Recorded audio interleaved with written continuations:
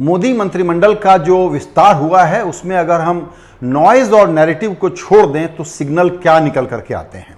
सबसे बड़ा सिग्नल है कि ये मंत्रिमंडल का विस्तार कम और वोटर विस्तार योजना ज्यादा है, क्योंकि इसमें बीजेपी ने कोशिश की है कि अपने आप को ये किस तरीके से ऑल इनकम्पासिंग बैकवर्ड पार्टी बताए और जो ब्राह्मणवादी या एक अपर कास्ट इमेज बनी हुई है उसको कैसे तोड़े, तो उन लोगों को रिप्रेजेंटेशन देना जरूरी है। ये पहली बड़ी बात है।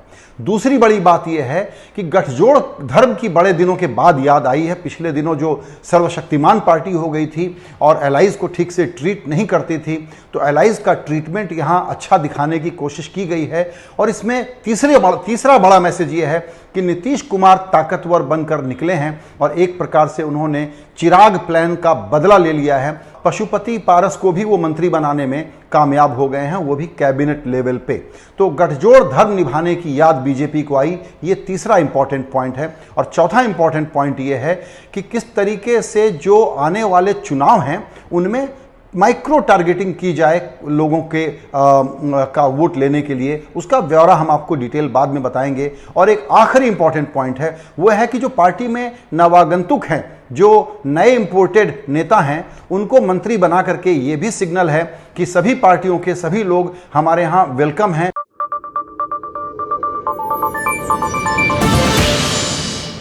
ये विस्तार जब हुआ है तब ये सरकार लगातार इल्जाम झेल रही है कि कोविड का इसने मिसमैनेजमेंट किया है।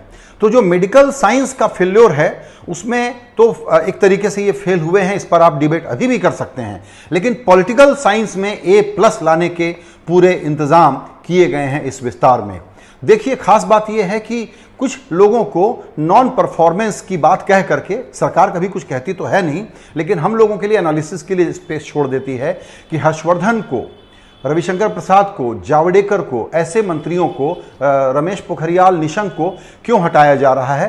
तो जाहिर है कि सोर्स बेस्ड ब्रीफिंग में कहा जाता है कि इनके परफॉर्मेंस को लेकर के इशू था। सबसे हाईलाइट है इसमें डॉक्टर हर्षवर्धन को क्या स्केपगोट बनाया गया है। क्या ये सरकार किसी एक मंत्री के ऊपर ये इल्जाम लगा करके या ये तोहमत लगा करके कि कोविड मैनेजमेंट इन्होंने अच्छा नहीं किया, इससे निर्दोष हो पाएगी, बरी हो पाएगी? हमको इसमें बहुत बड़ा शक है।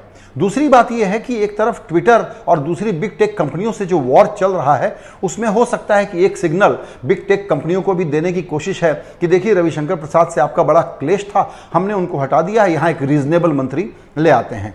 किसको क्या मंत्रिमंडल में जगह मिलेगी, क्या पोर्टफोलियो मिलेगा, उसके हिसाब से हम इंडिविजुअल की ताकत का अनुमान लगाएंगे, वो एक अलग विषय है जिसमें मैं अभी जाना नहीं चाहता हूं।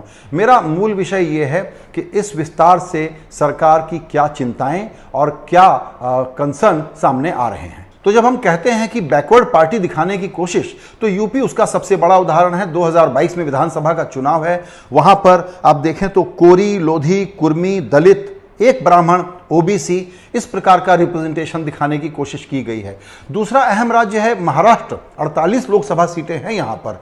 तो नारायण राणे जो कई पार्टियां घूमने के बाद बीजेपी में पहुंच के कोल्ड स्टोरेज में थे, उनको निकाला गया। एनसीपी से कपिल पाटिल आए थे, उनको लिया गया। और इस प्रकार से ये मैसेज देने की कोशिश हुई है। और एक इनके बीजेपी के ही हैं अपने कराड़ साहब, उनको लिया गया। ये मैसेज देने की कोशिश है कि हम किस तरीके से ऑल इनकम्पासिंग पार्टी बनना चाहते हैं।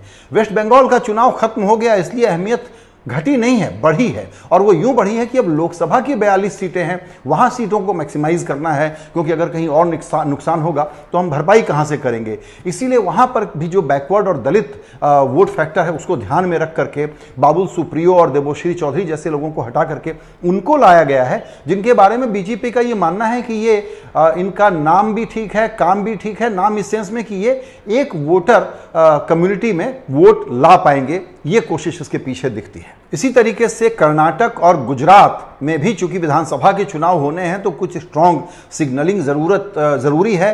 तो धर्म, जाति, इलाका, इन तीनों के मैट्रिक पे देखा गया है कि कौन वोट कैचर हो सकता है। उन नामों को, उन उपनामों को यहां पर सामने प्रोजेक्ट करने की कोशिश की जाए। लेकिन जैसे आरबीआई की जब पॉलिसी आती है तो हम कहते हैं कि आरबीआई ने अकोमोडेटिव स्टांस दिखाया है।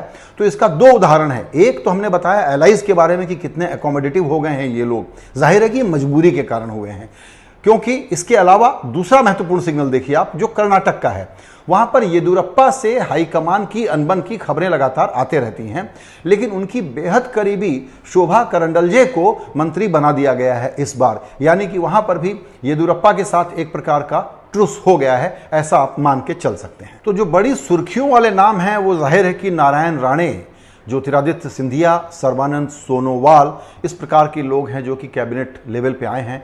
आरसीपी सिंह जो जेडीयू के प्रेसिडेंट हैं, उनका बिहार से आना, वो एक एक्स आईएएस ऑफिसर हैं, वो बड़ा अहम है। आरके सिंह का प्रमोशन, यानी कि ये लोग जो कि सरकार में जुट करके काम करें, जिनका एक टेक्नोक्रेटिक एक्सपीरियंस है, उन पर फोकस है। लेकिन दूसरी तरफ मीनाक्षी लेखी या हरदीप सिंह पुरी का प्रमोशन और लेखी का एंट्रेंस, ये दिल्ली और पंजाब में एक सिग्नलिंग के लिए है।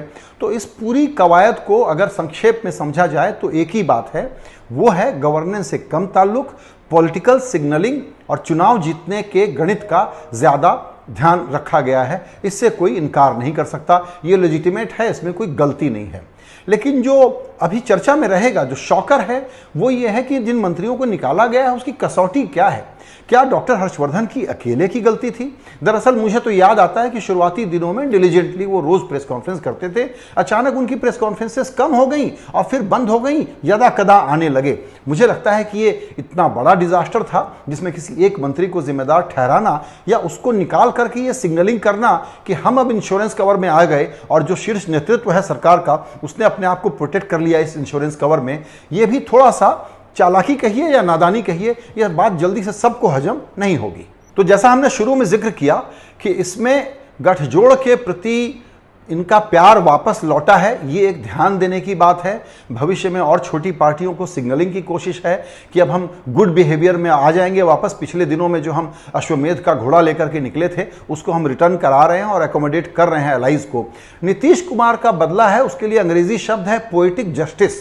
जो उन्होंने किया है, जो हम पिछले दिनों में मानते थे कि सीनियर पार्टनर कौन, जूनियर पार्टनर कौन, तो नीतीश बता रहे हैं कि आप मुझसे डील करिए, मैं आपके साथ हूं, लेकिन शर्तें लागू हैं। और ये बड़ा अहम है और हमेशा इस रिलेशनशिप को समझने पर हमको ध्यान देना पड़ेगा। पशुपति पारस भी केयर ऑफ जेडीयू नीतीश बाबू ही उसको गिनना चाहिए। तो इस विस्तार का लब्बो-लुआब ये है कि एकोमोडेटिव हो रहे हैं, वोटर एक्सपांशन की चिंता है, क्योंकि इतनी इनकम्बेंसी के बाद आप कहीं ना कहीं लूज कर सकते हैं। तो नए ग्राहक, नया जनाधार कैसे ढूंढा जाए, इसका प्रयास है। और नवागंतुकों को दूसरी पार्टी से इनविटेशन क्लियर है और जो बड़े राज्य हैं वहां पर ज्यादा फोकस किया गया है, क्योंकि वहां लोकसभा की सीटें भी ज्यादा है। इसका गवर्नेंस पर क्या फर्क पड़ेगा, इस पर तो हमको इंतजार करना पड़ेगा, क्योंकि जिनको परफॉर्मेंस के नाम पर हटाया गया है वो बात आज पता चली क्या, और अगर पहले से मालूम था तो इंतजार क्या कर रहे थे हटाने के लिए। अगर गवर्नेंस पर फोकस होता तो ये काम पहले कर लेना चाहिए। जाहिर है कि एक प्रोजेक्शन होता है, एक परसेप्शन होता है, और वो ये भी है कि ये सरकार बड़ी सेंट्रलाइज्ड है, और चूंकि सेंट्रलाइज्ड है तो इन मंत्रियों के आने जाने पर हम जो एनालिसिस करते हैं कि ये अहम आ गए, इससे ये फर्क पड़ जाएगा, इससे वो सिग्नल हो जाएगा, दरअसल इनको खुद मुख्तारी कितनी है और ये सरकार एक टीम के तौर पर कितना डिसेंट्रलाइज करेगी अपने आप को, ये सवाल आखिर में हम छोड़े जाते हैं, जिसका प्रदर्शन हम आने वाले दिनों में देखेंगे कि सेंट्रलाइज्ड मैकेनिज्म से अगर चलता है तो इतने सारे इंडिविजुअल से क्या कोई गवर्नेंस बदल जाएगी, यही सवाल सबसे बड़ा सवाल है। We are truthful, unafraid and independent because of you. Now you can help our reporting from the ground. Go to thequint.com, click Become a Member tab, choose a plan and pay. Because the truth is worth it.